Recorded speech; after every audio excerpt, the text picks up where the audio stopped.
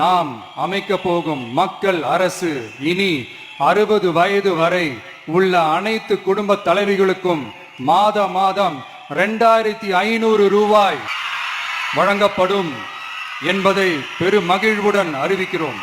இந்த அன்னபூரணி சூப்பர் 6 திட்டம், இத்திட்டத்தின்படி ஒவ்வொரு குடும்பத்திற்கும் வருடத்திற்கு 6 கேஸ் சிலிண்டர்கள் கட்டணமின்றி வழங்கப்படும். இலவசம் இலவசம் இலவசம் இலவசம், அந்த வார்த்தை எவ்வளவு கொடுமையானது. அதுக்கு பிச்சை என்று மறுபேர் ஒன்று இருக்கிறது. இலவசம் அது நாகரிகமா தெரியுது உங்களுக்கு. இலவசம் இத்தனை ஆண்டுகால இவர்கள் ஆட்சியில் ஏதாவது ஒரு திட்டம், சலுகை, போனஸ், மானியம், இலவசம். இதை தவிர இந்த ஏழைக்கு ஒரு கல்வி, பணக்காரனுக்கு ஒரு கல்வி, இந்த சாதிக்கொன்று அந்த சாதிக்கொன்று எந்த பாகுபாடும் இல்லாது அனைவருக்கும் சரியான சமமான தரமான கல்வி, அதை கொடுக்க வேண்டும் என்றால் அதிகாரத்தை உங்கள் பிள்ளைகள் எங்களிடத்தில் நீங்கள் கொடுக்க வேண்டும். அதற்காக நாங்கள் வென்றே ஆக வேண்டும். ஏழைக்கு ஒரு மருத்துவம், பணக்காரனுக்கு ஒரு மருத்துவம், இதை மாற்ற வேண்டும்.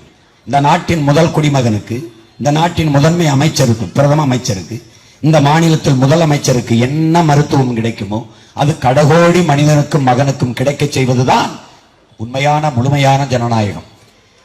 அந்த மாற்றத்தை கொண்டு வர தனியார் முதலாளிகள் எல்லாம் தரமான மருத்துவத்தை தர முடியும் என்கிற நிலையை மாற்றி 8 கோடி மக்களால் நிறுவப்பட்ட அரசு அதிகாரத்தால் ஆகச் சிறந்த மருத்துவத்தை மக்களுக்கு கொடுக்க முடியும் என்பதை நிரூபிக்க, என்பதை நடத்தி காட்ட உங்கள் பிள்ளைகள் எங்களுக்கு அதிகாரத்தை தர வேண்டும். அதற்காக நாங்கள் வென்றே தீர வேண்டும். நீ தேர்தலை பற்றி சிந்திக்கிறார். அரசியல்வாதி எப்போதும் அடுத்த தேர்தலை பற்றி சிந்திப்பார்கள். தலைவர்கள் மட்டும்தான் அடுத்த தலைமுறையை பற்றி சிந்திப்பார்கள். அடுத்த தலைமுறையை பற்றி சிந்திக்கிற தலைவர்கள் உருவாக வேண்டும் என்றால் உங்கள் பிள்ளைகள் நாங்கள் வென்றே தீர வேண்டும்.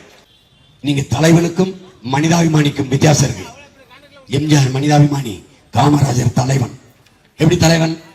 எம்ஜிஆர் பசிக்குதுன்னு கேட்டீங்கன்னா காசு கொடுத்து சாப்பிட்டு வா, சாப்பிட்டு போ அப்படின்றாரு. அதான் அது ஹியூமன் பீயிங், அவ்வளவுதான். ஒரு லீடர் அதெல்லாம் லீடர்.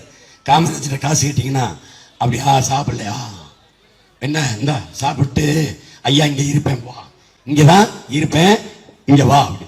திருப்பி வந்தவொடனே உட்காரு, உன் பேர் என்ன? கோவிந்தசாமி. கோவிந்தசாமியா, என்ன படிச்சிருக்க? பிஏ படிச்சிருக்கியா? பட்டம் படிச்சிருக்க? எந்த ஊரு? அப்பா என்ன வேலை செய்யறாங்க? எல்லாத்தையும் கேட்டுக்கிறார். கேட்டுக்கிட்டு ஒரு இந்த நாட்டில் பட்டம் பிஏ பட்டம் படிச்ச ஒரு பையன் வேலை இல்லாம பசியோட இருக்கிறான் அப்படின்னா இதுக்கு ஒரு வழி செய்யணுமே. என்ன பண்ணலாம்? அவனுக்கு ஒரு நிரந்தரமா ஒரு வேலை, அவனை மாதிரியே படிச்சுட்டு இருக்க எல்லாருக்கும் ஒரு வேலை. அப்படி திட்டம் வகுத்து சட்டம் வகுத்து செயல்படுத்துறவன் எவனோ அவன் தான் தலைவனா இருக்க முடியும்.